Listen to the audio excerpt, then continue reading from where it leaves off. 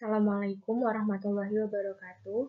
Yang saya hormati Bapak Muhammad Zaini, Sarjana Pendidikan, Magister Pendidikan, selaku dosen Bahasa Indonesia. Baiklah, pada hari ini saya, Husniati Nur Kamila, dengan NIM 20205041 akan mempresentasikan hasil proposal penelitian saya yang berjudul Uji Efektivitas Antibakteri Ekstra Kunyit atau Kurkuma longa terhadap daya hambat pertumbuhan Streptococcus mutans penyebab karies gigi.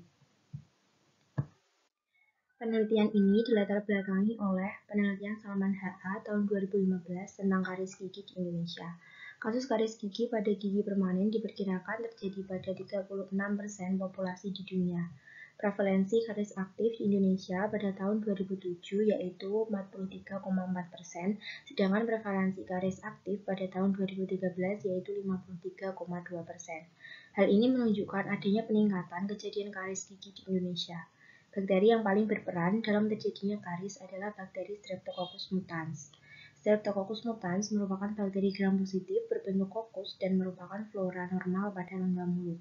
Streptococcus mutans memiliki kemampuan untuk memfermentasikan karbohidrat menjadi asam atau asidogenik dan mampu hidup di lingkungan yang asam atau asidurik.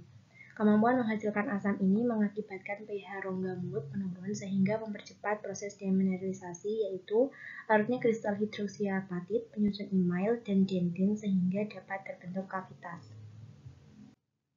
Selanjutnya rumusan masalah. Yang pertama, apakah ekstrak kunyit atau kurkuma longa memiliki efek antibakteri terhadap pertumbuhan Streptococcus mutans? Yang kedua, apakah ada gambaran statistik dan efektivitas antibakteri diameter zona hambat pertumbuhan Streptococcus mutans berdasarkan konsentrasi 5%, 10%, 20%, dan 40% ekstrak kunyit kurkuma longa? Yang ketiga, apakah ada perbedaan rata-rata diameter zona hambat pertumbuhan Streptococcus mutans pada berbagai konsentrasi ekstrak kunyit kurkuma longa? Selanjutnya tujuan penelitian. Yang pertama, untuk mengetahui apakah ekstrak kunyit atau kurkuma longa memiliki efek antibakteri terhadap pertumbuhan Streptococcus mutans. Yang kedua, untuk mengetahui gambaran statistik dan efektivitas antibakteri diameter zona hambat pertumbuhan Streptococcus mutans berdasarkan konsentrasi 5%, 10%, 20%, dan 40% ekstrak kunyit kurkuma longa.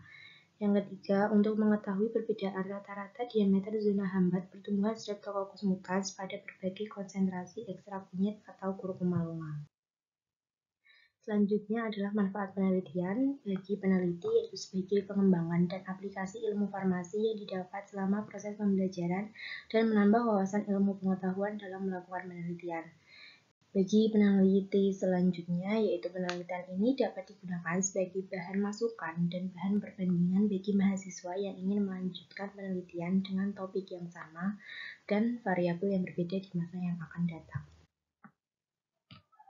Selanjutnya, bagi masyarakat, penelitian ini dapat digunakan sebagai informasi kepada masyarakat bahwa ekstrak kunyit dapat menghambat pertumbuhan Streptococcus mutans untuk pencegahan karies gigi. Selanjutnya ada metode penelitian. Yang pertama yaitu desain penelitian.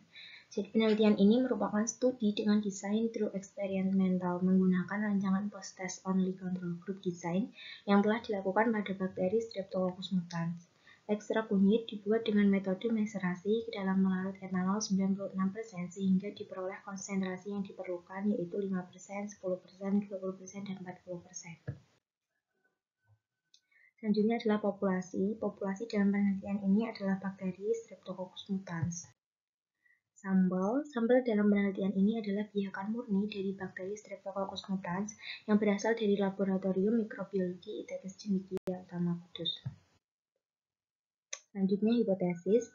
Berdasarkan landasan teori dan sehubungan dengan permasalahan, maka dapat dirumuskan hipotesa, yaitu ekstrak kunyit kurkuma longa tidak memiliki efek antibakteri terhadap pertumbuhan Streptococcus mutans.